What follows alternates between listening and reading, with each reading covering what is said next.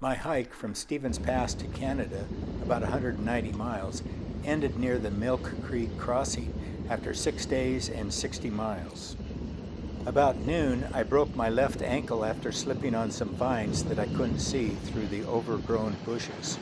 I was notified by satellite messages that weather would prevent them from rescuing me until the following day. However, toward evening, I heard the sounds of the Helo reverberating up the valley about 7 p.m., just 7 hours after my injury. The U.S. Navy rescue crew then lifted me to safety.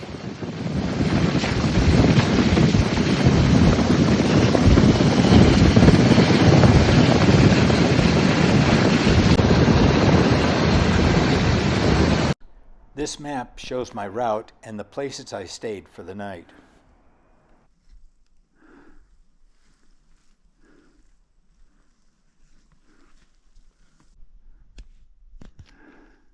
I started on August 1st at Stevens Pass and was joined by my daughter and grandson for a few trail miles. I was glad to have my daughter carry my 10-pound food bag. I had completed hiking the entire Pacific Crest Trail in 2008, and this was another revisit of one of my favorite sections, with circumnavigating Glacier Peak as the highlight.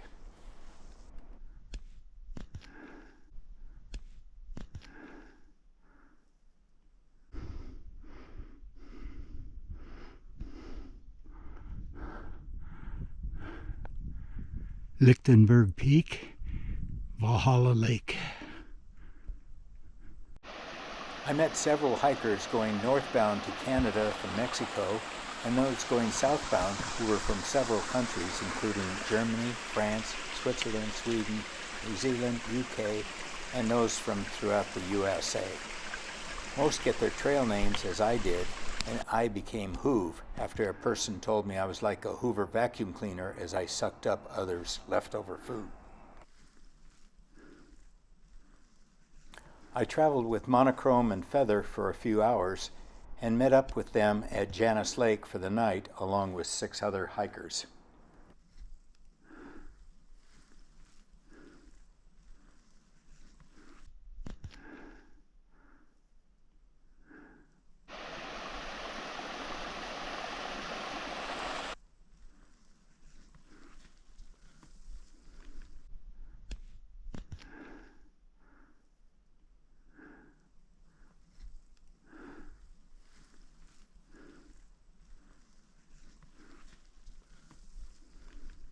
My first view of Glacier Peak was spectacular, and I was looking forward to navigating around it close up on the PCT over the next several days. After dining on chicken with stuffing, I jumped into my tent to get away from the mosquitoes.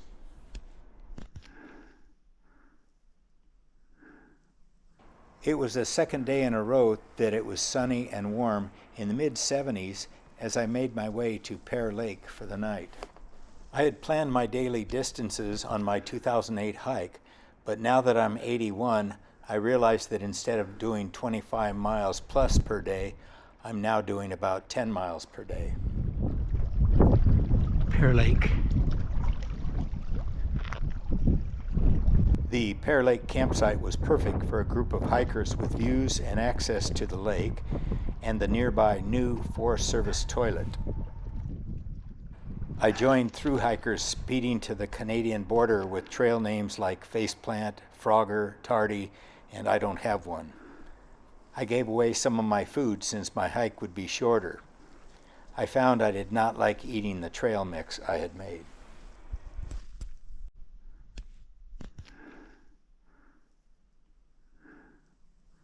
On August 3rd, the weather began to change, with clouds drifting in that began to obscure the mountains I had longed to see. I then began to encounter more downed trees that blocked the PCT, where I had to go around, under, or over, or even walk along the top of the downed tree. Most of the 40 downed trees were walkovers, but some, like these, were massive.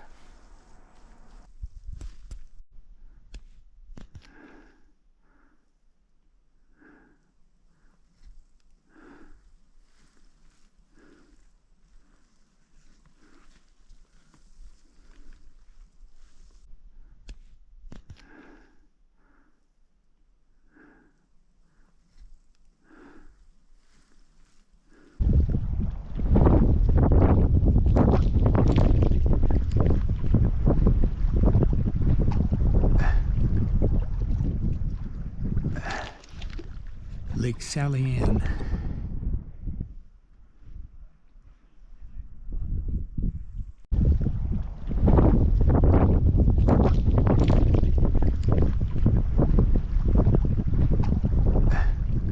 As I came into Lake Sally Ann, the wind began to pick up, so I had to cook my mountain house lasagna in the niche of a tree to lessen the wind impact.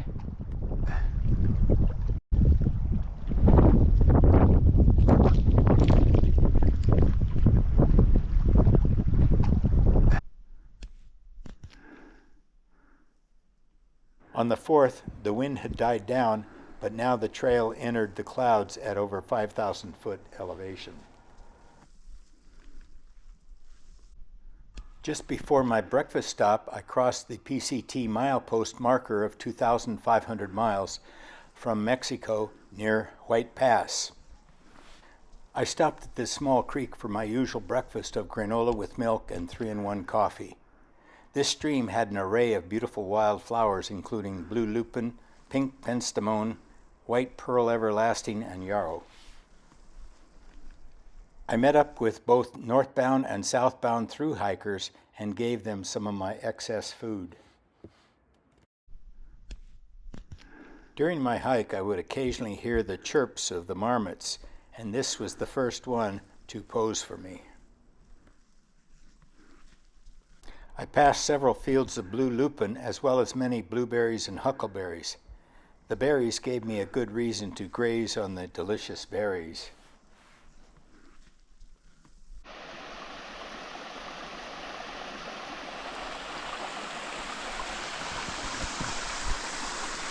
After crossing this bridge over the rushing waters of White Chuck River, I stopped on my 4th night at the Bakos Creek campsite, joined by 2 other section hikers. Check out this weather-beaten down Bakos Creek Bridge.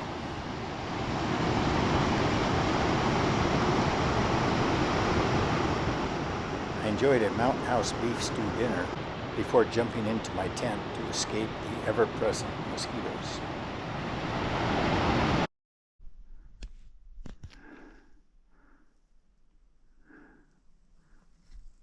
With a bit of rain during the night, I began to see several types of mushrooms popping up along the forest floor.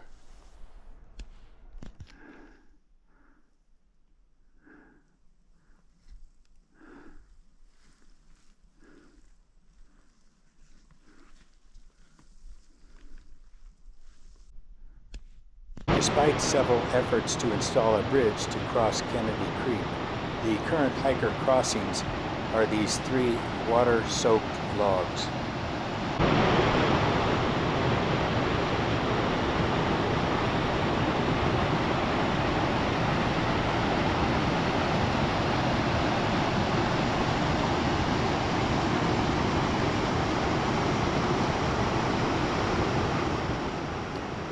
After I crossed, I watched these 2 southbound through hikers cautiously cross the water-soaked logs.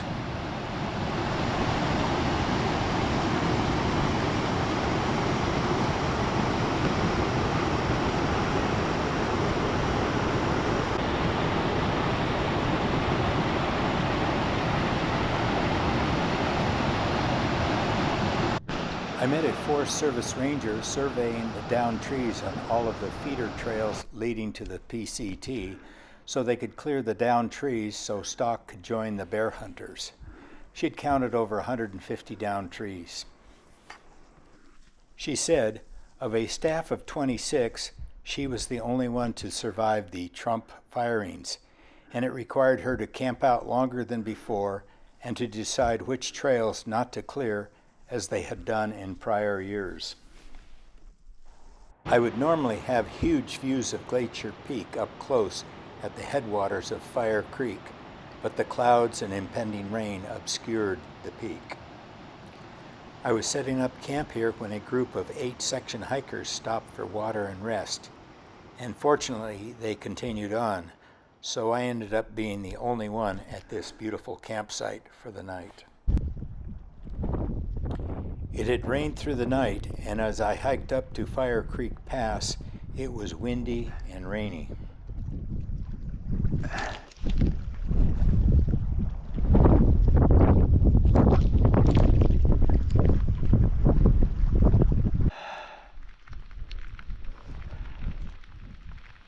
Coming down off a Fire Creek Pass.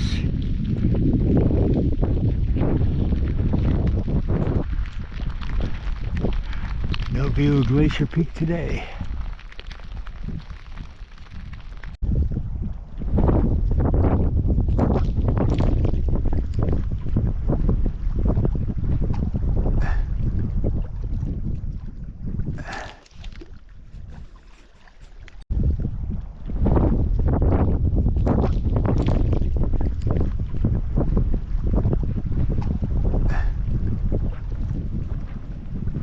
Fire Creek Pass.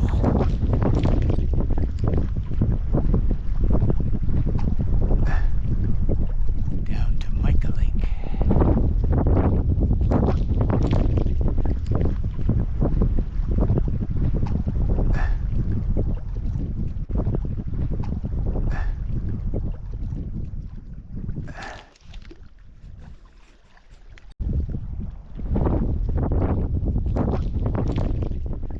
I was pleased to arrive at the jewel-like Lake Micah with its beautiful blue tones before continuing down to Milk Creek Crossing. The path soon got overgrown with service and salmonberry bushes so that you could not see your feet on the trail. Toward the bottom, my left foot slid across a wet vine and my right leg and body slammed to the ground as I heard a loud pop sound from my ankle. I saw my ankle was now floppy and I knew my hike was over.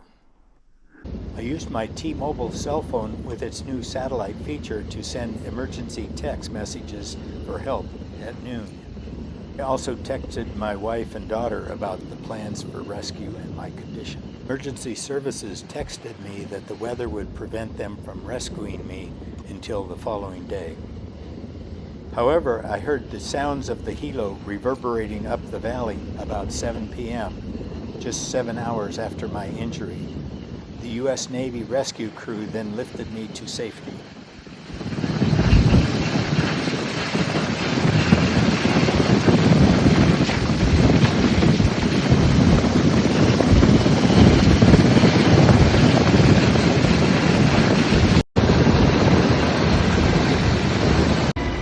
When I sent the emergency satellite text, my two emergency contacts, my wife and daughter, were also notified. The sheriff's department even talked to my wife about plans for my rescue.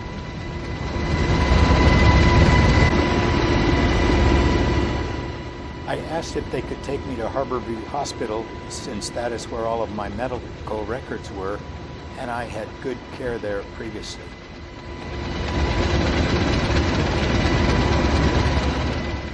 The pilot from Whidbey Island indicated he had enough fuel, so we had a very scenic trip there, while Becca, the medic, inserted an IV shunt into my arm.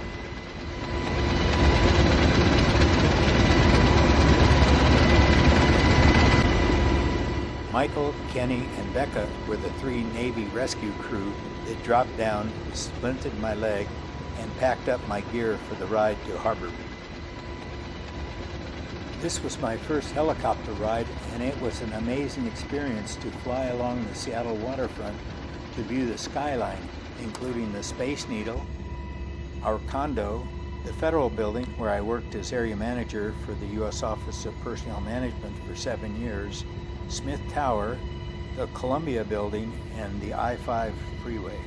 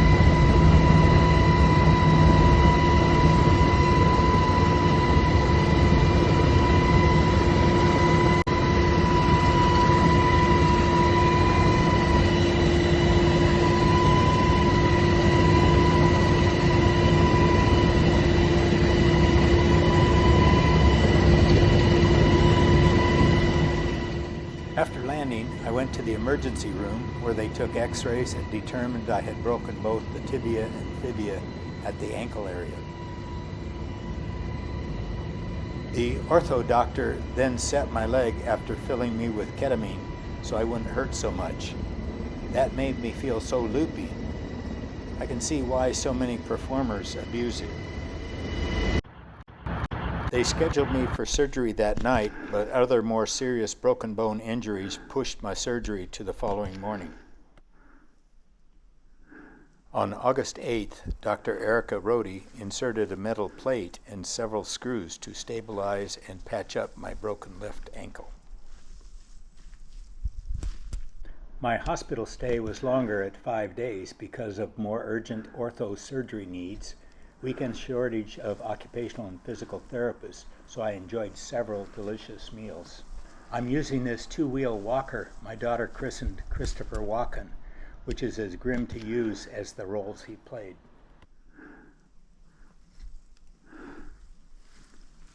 Here's my to-go bag of nerve block IV of ropivacaine at 8 milliliters per hour, which is good for 3 days, along with 10 milligrams oxycodone every 4 hours, along with Tylenol. No hospital stay is complete without some Jello. Bello with Jello.